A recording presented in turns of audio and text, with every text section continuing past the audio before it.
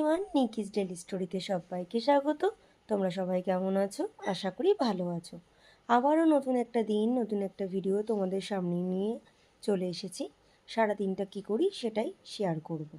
সকালে ঘুম থেকে উঠেই বাইরে তো দেখলাম বৃষ্টি শুরু হয়ে গেছে। এদিকে একটু গরম গরম চা খেয়ে নিয়ে আমি সকালের খাবারটা খেয়ে নিলাম। কালকের একটু তরকা ছিল আর ছিল রুটি, সেটাই খেয়ে নিলাম। এদিকে দুপুরবেলার মার রান্না হয়ে গেছে। মায়ের যেহেতু শ্রাবণ মাস, নিরামিষ পনির তরকারি ডাল এসব দিয়ে। তা বাবাকে দিয়ে আমি একটু চিকেন আনা করিয়েছিলাম, সেই চিকেনটাই মা একটুখানি অন্যরকমভাবে রান্না করে দিল। তো এই কষা একটু না খেলে হয় না মায়ের হাতের। তো খাওয়া দাওয়া করে আমি স্নান করে আমি চলে এসেছি। এরপর মা আমাকে খাবারটা বেড়ে দিয়েছে। বেশ ভালো হয়েছিল। চিকেন রেজালাও নয়, চিকেন কষাও নয়। খাওয়া দাওয়া করে একটু ঘুমিয়ে গিয়েছিলাম, আর এদিকে বিকালবেলা গান শিখতে চলে এসেছে।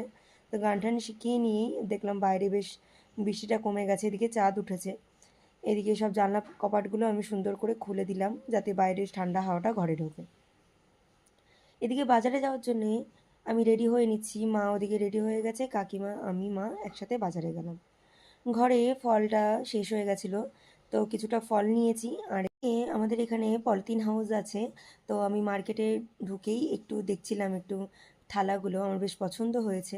তা এখানে গরম গরম মুড়ি ভাজে, মুড়িটা নিয়ে টোটো করে বাড়ি চলে এসেছি। দেখো, এরকম দুটো থালা নিয়েছি, বেশ পছন্দ হয়েছে থালাগুলো। একই রকম নিইনি, দুটো দু রকম নিয়েছি। আর এদিকে একটা আমি স্প্যাচুলার নিয়েছি, আমার এটা খুব পছন্দ ছিল অনেক দিন ধরেই। তো নিয়ে এলাম। চা খাই কম, এদিকে কাপ কিনে ঘর বোঝাই করছি। আর তোমরা আমাকে দেখেছো যে আমি এরকম একটা জলের বোতল কিনেছি। তো মাকে কিনে দেওয়ার কথা ছিল, মাকে বললাম চলো তোমাকে আমি কিনে দিচ্ছি।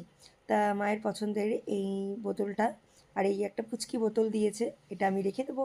কোথাও মানে বেরোলাম তখন একটু জল নিয়ে বেরোনো যায়, তাই না? আর দেখো, এটা হচ্ছে সারপ্রাইজ। কিনে নিয়ে এসে কাকিমার হাতে দিলাম। কাকিমা বেশ খুশি হয়েছে। আমার বেশ ভালো লাগে টুকিটাকি মানুষকে এরকম গিফট করতে। আর এদিকে ফলটা তোমাদেরকে আর কি দেখাবো, সেটাই রেখে দিলাম। আরে দেখো, ভাই যেহেতু কলকাতায় গিয়েছিল, ওখান থেকে ডি বাপি বিরিয়ানি নাম করা, সেখান থেকে বিরিয়ানি নিয়ে এসছে। তো এই বিরিয়ানিই খাওয়া হয়ে যাচ্ছে প্রায় রাতেই। রাতের ডিনারটা বিরিয়ানি দিয়েই শেষ হচ্ছে, আর কি করা যাবে। এদিকে বিছানাটা সুন্দর করে পরিষ্কার করে পেতে নিলাম। আর কি, এবার রাতের ডিনার যেহেতু শেষ, এবার তো ঘুমোতে যাওয়ার পালা, তাই না?